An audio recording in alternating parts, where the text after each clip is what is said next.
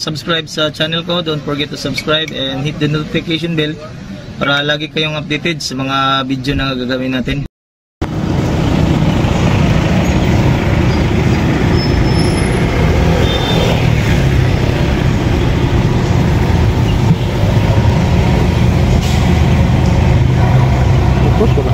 Wala pa nag-isi apply, walay alambre ni gawas o daginot lang, pwede pa ni magamit pero bantay lang sa buto. Kinahanglan ni magtaod aning ligira, ipaibabaw ni siya para ug mubuto manggaling ang pressure paingon sa ubos, dili pa taas. Ngabil, ang ngabil okay ra, walay problema.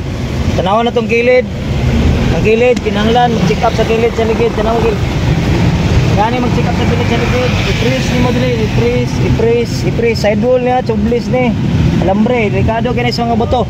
Kasagaran mo buto nga ligid, tubeless, sidewall, steel ply, kasagaran diri. Kani nga linya, kasagaran mo buto.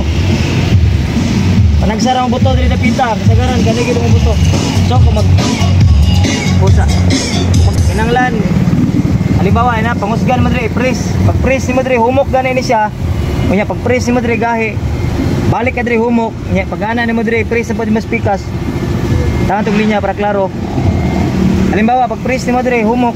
Nya pag press mo aning linya ha, gahi. Nya diri pag press mo diri, gahi pod nya diri humok.